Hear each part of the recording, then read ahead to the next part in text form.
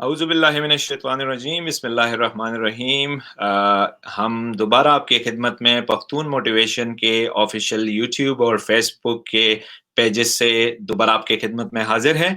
आज के प्रोग्राम हर प्रोग्राम की तरह हम आपके लिए नए नए टॉपिक्स लेके आते हैं। तो आज भी हमने एक इंस्पिरेशनल, एक मोटिवेशनल टॉपिक सेलेक्ट किया है और टॉपिक है कि कनाडा में एज अ स्टूडेंट वीजे से आके आप शहरियत या नेशनलिटी में तक का सफर कैसे तय करते हैं, इस बारे में हमने अपने स्टूडियो में आज जिन पाकिस्तानी स्टूडेंट को बुलाया। अभी तो वो स्टूडेंट नहीं है, he is align for citizenship इंशाल्लाह। तो उनसे सिर्फ जानेंगे कि उन्होंने अपना ये सफर कैसे तय किया और क्या हर्डल्स आई, क्या उन्होंने स्ट्रगल किया, और हम सिर्फ उनसे इंस्पिरेशन लेंगे इस वीडियो के जरिए। तो मैं अपने स्टूडियो में दावत देता हूँ रहीम भाई को। अस्सलाम वालेकुम रहीम भाई। वालेकुम सलाम फैसल भाई, क्या हाल है?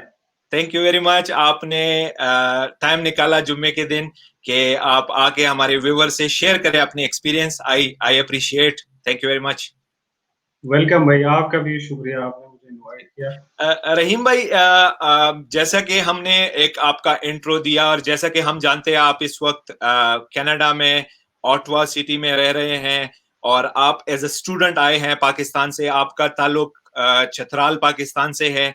तो हमारे व्यूवर्स के साथ अपना एक्सपीरियंस शेयर करें। आप कितना अरसा आपको कनाडा में आए हुए हुआ है और आपने अपनी जर्नी, अपने सफर का आगाज कहाँ से किया?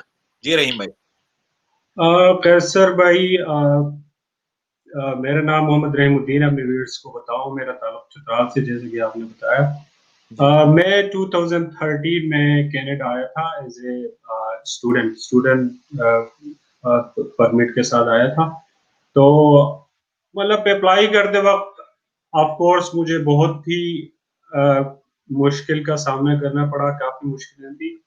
उसमें सबसे ज्यादा जो मुश्किलें थी, जो डॉक्यूमेंट्स का, जो एज ए स्टूडेंट जो रिक्वायरमेंट होते हैं, आप जब अप्लाई करते हो तो उसके लिए आपके पास सबसे पहले जो जरूरत है, मतलब रिक्वायरमेंट्स की, स्टूडेंट परमिट के लिए आप अप्लाई करते हो या आप इमिग्रेशन के लिए अप्लाई करते हो, जो सबसे ज्यादा इंपॉर्टेंट चीजें हैं आपके डॉक्यूमेंट। आपके डॉक्यूमेंट्स पूरे हैं तो फिर आप आप मतलब एलिजिबल होते हैं, तो फिर आपके लिए कोई मुश्किल नहीं होता है। तो सबसे पहले मैं जितने डॉक्यूमेंट्स है उसके लिए सबसे पहले मैंने एक यूनिवर्सिटी फाइंड आउट किया। तो मैं कंप्यूटर साइंस में मैंने ग्रेजुएशन की थी यूनिवर्सिटी पिशावर से। जबरदस्त। तो फिर मैं इधर यूनिवर्सिटी ढूंढा कि यार मास्टर्स के लिए कौन सी यूनिवर्सिटी ठीक है, और कास्ट के हिसाब से जो उसकी कास्ट कम हो, तो उसके हिसाब से आप एक डीएलआई डेजिग्नेटेड लर्निंग इंस्टीट्यूशन आप फाइंड करते हो। तो मैंने भी यूनिवर्सिटी ऑफ रिजाइना पहले मैंने फाइंड आउट कर ली, क्योंकि उधर मेरा एक दोस्त उधर हुआ करता था। उसने सारी चीजें मुझे बता दी, प्रोसेस के बारे में कैसे होता है, और मैंने उधर स्टडी कर ली उसकी सारी चीजों का। तो फिर डॉक्यूमेंट्स आपने कलेक्ट करना है। सबसे पहले आप यूनिवर्सिटी फाइंड आउट कर लिया, तो सबसे मेन चीज जो है स्टेटमेंट ऑफ पर्पस। आप जब कोई भी यूनिवर्सिटी के लिए अप्लाई करते हो, तो सबसे मेन चीज यही है कि एसओपी कहते हैं, स्टेटमेंट ऑफ पर्पस। आप उनको बता देते हो कि मतलब मैं किस लिए आ रहा हूँ और मैंने क्या किया है, फ्यूचर मेरे प्लानिंग क्या है, कौन से मैंने कोई पेपर पब्लिश किया है, कोई प्रोजेक्ट किया है, और अपने एक्सपीरियंस के बारे में बताते हो टीचर को। मतलब या कि ये आप कोर्स मैं क्यों ले रहा हूँ, कि ये कोर्स मैं क्यों ले रहा हूँ, मैं कनाडा क्यों अप्लाई सबसे किया था। मेन चीज वो यही देखते हैं कि भाई आप क्यों आ रहे हो, और एग्जैक्टली। उनका आप उनको ये प्रूव दोगे कि भाई मैंने सिर्फ स्टडी के लिए आना है, ठीक है, स्टडी करके, और उनको बताना है कि भाई मैंने वापस जाना है, या कोई वो चीज आपने क्लियर करना है कि आप स्टडी स्टडी करने करने के लिए आ रहे हैं। और आपका जो एसओपी है उसमें आप ये नहीं कि आप एक चीज आपने, फॉर एग्जांपल मैंने master bachelor of computer science की है और मैं कोई और मतलब डिग्री के लिए अप्लाई कर रहा हूँ, ठीक है, तो वो चीज, या आपकी एक्सपीरियंस रिलेटेड हो, आप जिस कोर्स के लिए अप्लाई कर रहे हो, वो डजेंट मैटर कि आपने कंप्यूटर साइंस में किया, इधर आप इंजीनियरिंग के लिए अप्लाई कर रहे हो। लेकिन मेन चीज यही कि आप कुछ ना कुछ शो करो कि भाई मैं इधर, मेरा इंटरेस्ट क्यों है इसमें, मैं मतलब ये है कि इसमें मैं एडमिशन क्यों लेना चाह रहा हूँ और फ्यूचर के मुझे लिए, क्या मुझे क्या, फायदा मिलेगा, मुझे इससे क्या मुझे फायदा मिलेगा, मेरे करियर में क्या फर्क आएगा? जी। बिल्कुल बिल्कुल। तो जी। सबसे जो इम्पोर्टेंट चीज है आपकी डॉक्यूमेंटेशन, आपने बोर्ड से अटेस्टेड करने हैं अपने डॉक्यूमेंट, और आपने एचईसी से करने हैं, सारी चीजें यूनिवर्सिटी से आपने करने हैं। फिर जब मतलब आप अटेस्टेशन के बगैर भी अप्लाई कर सकते हो, लेकिन जब वो देखते हैं कि भाई ये एचईसी से रिकग्नाइज इदारा है, उधर से उन्होंने अटेस्ट है, उनका प्रूफ है कि भाई ये इनका डिग्री जाली नहीं है, ओरिजिनल चीजें सारे, तो वो एक मतलब उनका प्लस पॉइंट होता है आपके आपके एप्लीकेशन का। तो ठीक। जो भी मतलब स्टूडेंट्स आप अप्लाई करना चाहते हैं, वो मेक श्योर करें कि यार एचईसी से वो अटेस्ट करें, बोर्ड से करें, अपनी यूनिवर्सिटी से करें। तो एसओपी, जो मेन चीज ये है कि आप एसओपी पे मतलब सबसे ज्यादा फोकस दे दें। आप मेक श्योर करें कि आप कॉपी ना करें उसको, ठीक है, अच्छा सबसे इम्पोर्टेंट चीज। रहीम भाई सॉरी टू इंटरप्ट, ये प्रोसीजर हम व्यूअर्स के साथ डिटेल में शो करेंगे। आप पहले अपनी जर्नी के बारे में अगर इनको बता दें क्विकली, कि आप कौन सी ईयर में आए, फिर आपने स्टडी किस ईयर में कंप्लीट की, फिर आप पोस्ट स्टडी कब किया, फिर परमानेंट रेजिडेंस, ये थोड़ा आप अगर डिटेल में ठीक। बता दें। मैं 2013 में एज ए स्टूडेंट आ गया, फिर मेरी जर्नी एज ए स्टूडेंट के करने के बाद मैंने मास्टर्स डिग्री कर ली, इंजीनियरिंग माशाल्लाह, मैनेज में मैंने मास्टर्स डिग्री कर ली। जबरदस्त। और मैं जो मतलब बेसिकली मैं जो अप्लाई किया था, तो उस टाइम आइट्स इतनी इम्पोर्टेंट मतलब ये नहीं थी। आप अगर एज ए इंग्लिश आपने डिग्री की है, तो फिर वो मतलब वो एक्सेप्ट कर लेते थे, इंग्लिश लैंग्वेज प्रोफिशिएंसी सर्टिफिकेट वो एक्सेप्ट उस टाइम कर रहे थे। अभी वो एक कुछ उनका वो यूनिवर्सिटियां डिपेंड अभी भी करता है। एक्सेप्ट कर रही हैं, कुछ यूनिवर्सिटियां एक्सेप्ट कर रही है, कुछ आइल्स की। कुछ अभी भी मतलब अभी भी करें, लेकिन मैं ये अपने उसको बता दूंगा कि वो जरूर करें आइट्स, क्योंकि फॉर एग्जाम्पल मैंने जब इधर यूनिवर्सिटी किया लेता है उस टाइम नहीं चाहिए था, लेकिन जब मैंने इमिग्रेशन के लिए अप्लाई करा तो उस टाइम तो वो रिक्वायर्ड है, वो जरूर करना है मैंने, तो मैं जी। उस टाइम मैंने किया था। तो अगर वो स्टार्ट ही में आयर्स कर ले तो उनके लिए फायदा होगा आगे आगे से भी। सही तो है। जब मैंने उसके बाद कंप्लीट कर ली, फिर मैं पोस्ट ग्रेजुएट वर्क परमिट है 3 इयर्स का, वो मिलता है अगर आप अपनी डिग्री कंप्लीट कर लेते अच्छा, हो। डिग्री तो पे, उस मास्टर डिग्री करने पे आपको 3 साल का वर्क परमिट मिला, कि आप 3 साल तीन काम कर सकते हो। 3 साल आप ओपन वर्क परमिट कर सकते हो। उसका मतलब ये है कि आप कोई बाउंड नहीं है, कोई कंपनी के साथ कोई चीज नहीं है, आप जबरदस्त। जहां भी कर सकते हो कनाडा में, कोई भी प्रोविंस, कोई भी सिटी, किसी कोई भी एम्प्लॉयर्स के साथ आप काम कर सकते हो। ओपन जबरदस्त। वर्क परमिट मिलता है हर एक स्टूडेंट को जो यूनिवर्सिटी डिग्री ले लेता है 2 इयर्स का। जबरदस्त। जबरदस्त। तो उसके बाद आप मीन वाइल आप ओपन वर्क परमिट में काम कर रहे हो, तो आप मतलब पीआर के लिए भी अप्लाई कर सकते हो, परमानेंट रेजिडेंसी। तो वो ओके। डिपेंड करता है आप पीएनपी के थ्रू अप्लाई करते हो, उस स्टूडेंट स्ट्रीम के थ्रू अप्लाई करते हो, क्योंकि ग्रेजुएट ग्रेजुएशन के बाद वो आप एलिजिबल होते हो। उसके लिए आपका जरूरी ये होता है कि आपके पास आईएलटीएस होनी चाहिए मिनिमम 6। तो ठीक। उसके लिए कोई एक्सपीरियंस की जरूरत नहीं है।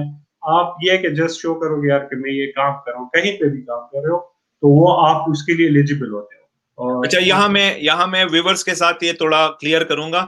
रहीम भाई जैसे कि बोल रहे हैं व्यूवर्स के, आप अगर मास्टर डिग्री करते हो आपको 3 साल का वर्क परमिट मिल जाता है, फिर उसके बाद आप परमानेंट रेजिडेंसी के लिए मुख्तलिफ स्ट्रीम से, मुख्तलिफ यहाँ पे तरीके हैं, उनसे आप अप्लाई कर सकते हो। चाहे वो प्रोवेंशनल नॉमिनेशन है, फिर वो जितने भी प्रोसीजर है वो आपको यहाँ आके पता चल जाएगा।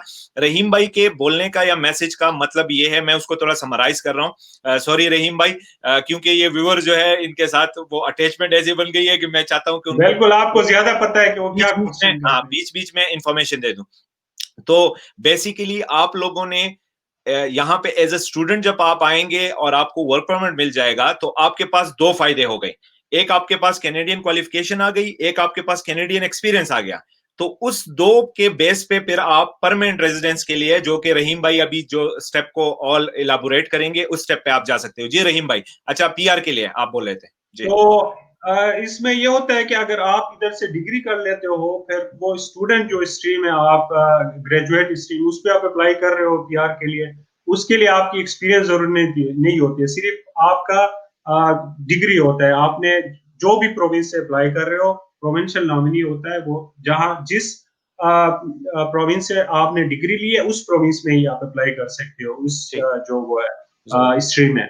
सही तो बात। दूसरा ये कि एक तो ये है, दूसरा आप पीएनपी के थ्रू अप्लाई कर सकते हो। पीएनपी में ये होता है कि जैसा कि मैंने अप्लाई की थी, तो हुँ, उसमें आप अगर फॉर एग्जांपल आप एक प्रोविंशियल नॉमिनी, आप एक प्रोविंस में रहते हो, उसमें आप अगर आपने एक्सपीरियंस ले लिया, जॉब एक्सपीरियंस, हुँ, हुँ, तो वो डिपेंड करता है, मतलब ये कि जिस चीज पे भी ले लेते हो हुँ, आप, उस नॉक पे आप पीएनपी के थ्रू आप एक्सप्रेस एंट्री अप्लाई कर सकते हो। ज़बरदस्त। तो उसके लिए मतलब ये है कि आपका आइट्स का भी इतना भी रिक्वायरमेंट नहीं होता है, वहां पे आप 5 भी चल जाता है।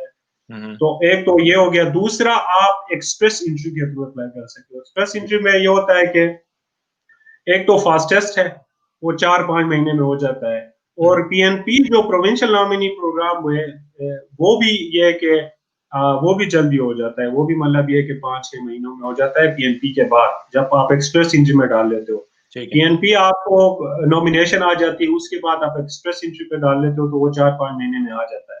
ठीक है, तो ओवरऑल जो इसका मतलब ड्यूरेशन है पीएनपी का, वो एक्सपीरियंस के बेस पे, जॉब एक्सपीरियंस के बेस पे, तो आपको 5-6-7 महीने ज्यादा से ज्यादा लगता है। ज़बरदस्त। तो तीसरा हमारा जो है, आप डिग्री के बाद आप प्रोफेशनल जॉब कर रहे हो, ठीक है, इधर आप डिग्री के हिसाब से फॉर एग्जांपल प्रोफेशनल जॉब कर रहे हो, नोक ए या बी, नोक ए पे आप कर रहे हो, तो वो इस तरह होता है कि आप उसी के थ्रू आप एक्सपीरियंस ले लेते हो, और एक्सपीरियंस मतलब मिनिमम उसके लिए 1 साल की जरूरत होती है। एक्सप्रेस एंट्री डायरेक्ट जो होता ठीक है, है फेडरल का, तो ठीक है, फेडरल का ये होता है कि आप प्रोविंशियल नॉमिनी में ये होता है कि आपने ये बताना होता है कि भाई मैं इस प्रोविंस में ही रहूंगा, ठीक, ठीक है, अपना सारा वो देते हो कि भाई मैं, मेरा एड्रेस इधर है, मैंने स्टडी भी इधर से किया है, तो मैं रहूंगा इधर भी, हुँ, तब जाके वो आपको मतलब ये कि नॉमिनेशन दे देते हैं। ठीक है, लेकिन एक्सप्रेस एंट्री का, फेडरल का ये होता है कि वो उसमें ये कोई चीज नहीं, आप जहां जाते हो, जहां भी रहते हो, जहीं कहीं से भी अप्लाई कर सकते हो, लेकिन उसकी रिक्वायरमेंट ये है कि मिनिमम 1 साल के आप कैनेडियन इंग्लिश होनी चाहिए। आवाज आ रही है जी, जी, अभी हाँ, बीच में स्टिल हो गया था, कैसर अभी भाई? सही है। जी। अच्छा रहीम भाई, आपके बेसिकली आप तो बहुत अच्छे तरीके से एक्सप्लेन भी कर रहे हैं और व्यूअर्स जो है वो आपकी इस चीज़ से तो एक्सप्रेस, थोड़ा फ़ायदा उठाएँगे। जी।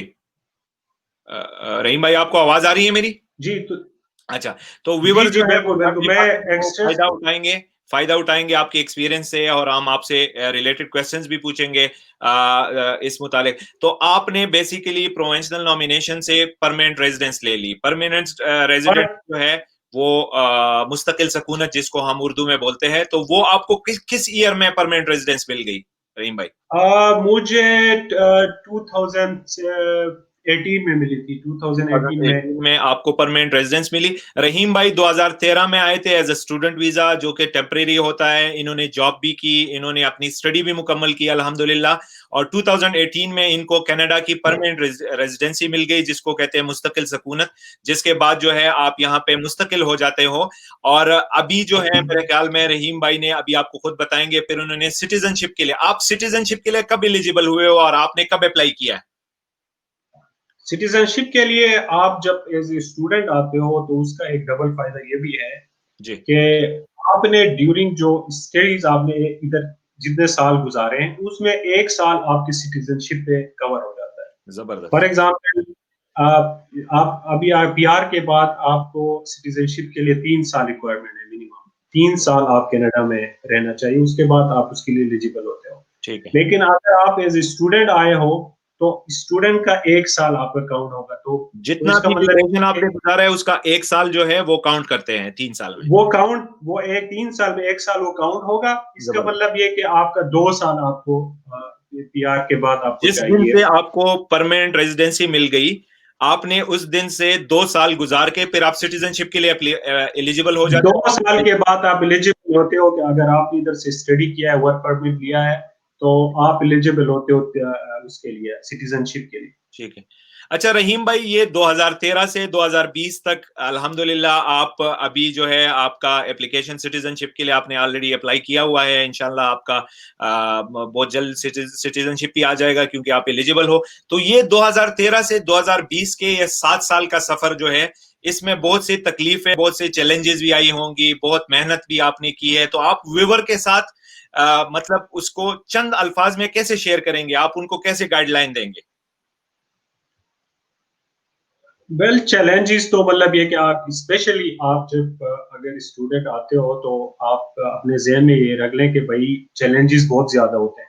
स्पेशली आप जब पाकिस्तान से आते हो और उधर सबसे स्टार्ट में मैं ये चीज मतलब एक पॉइंट, बहुत सी ज्यादा पॉइंट्स हैं लेकिन एक चीज मैं क्लियर करना चाहता हूँ कि अगर आप पाकिस्तान से आ रहे हैं और आपका माइंड ये कि यार कि मैं कनाडा में स्टडी करूंगा, और अगर मास्टर्स के लिए आ रहे हैं स्पेशली, और तो यहाँ पे ये होता है कि भाई बैचलर्स डिग्री जो करते हैं तो वो एक प्रोफेशनल बन जाते हैं। यहाँ पे ज्यादा आप देख लोगे कि भाई मेरे क्लास में अगर 50 बंदे हैं तो उनमें से 2-3 बंदे कैनेडियन सिटीजन होंगे, बाकी सारे इंटरनेशनल स्टूडेंट, मतलब चाइना से, पाकिस्तान से, इंडिया से।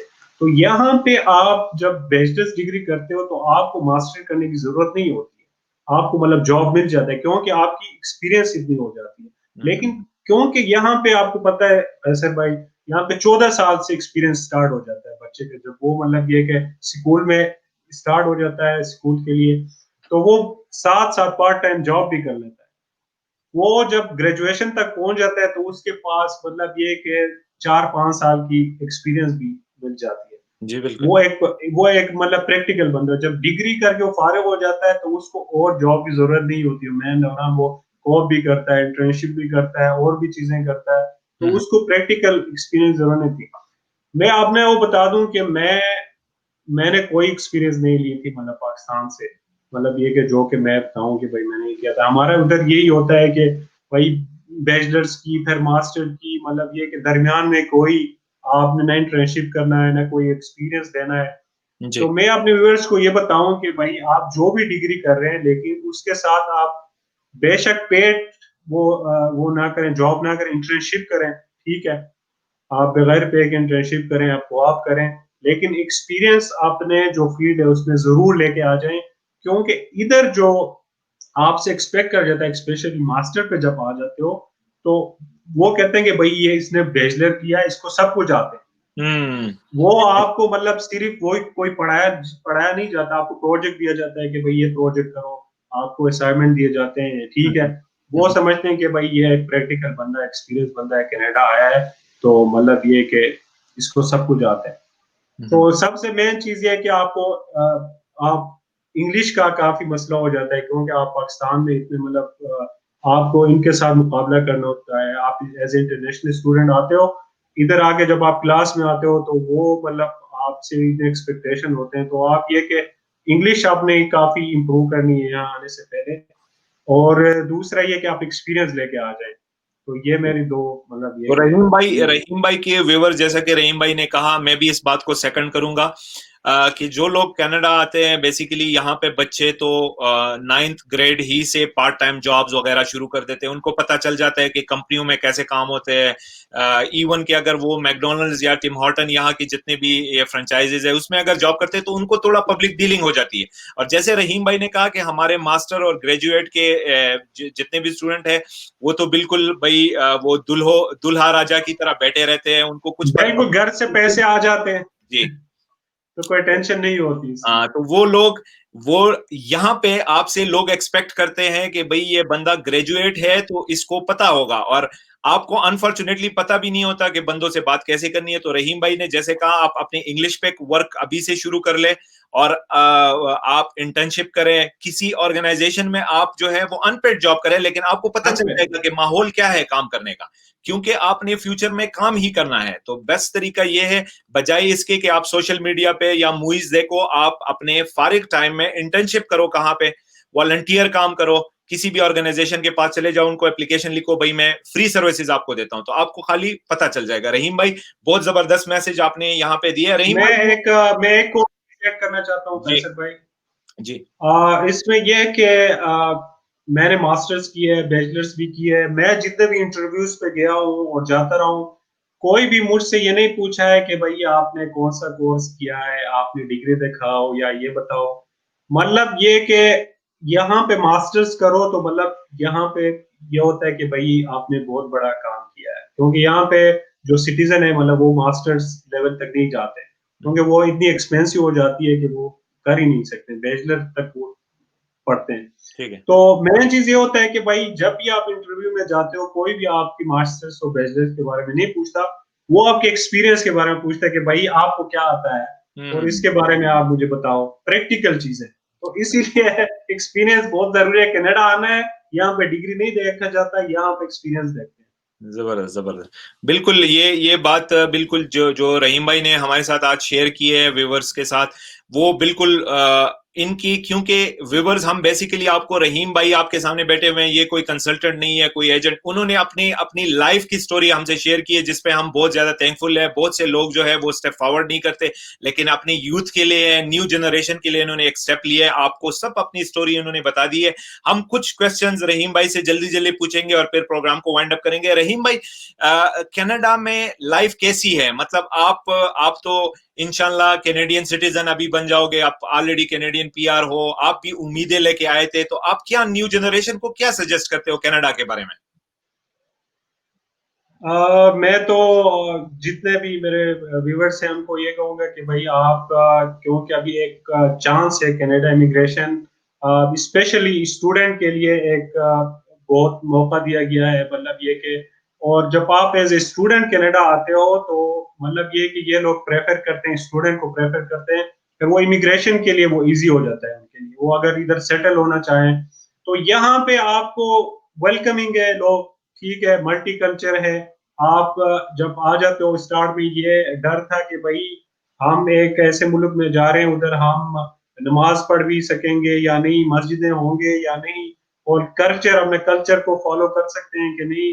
तो मतलब ये एक टेंशन था। लेकिन कनाडा में आके एक ऐसी जगह है कि आप फ्रीली, मतलब आप कुछ भी कर सकते हो अपने हिसाब से, कोई भी मतलब ये कि आपको नहीं रोकेगा। आप नमाज के लिए जाओ, नमाज पढ़ो, अपना रिलीजन को भी साथ लेके जाओ, अपने कल्चर को भी लेके जाओ।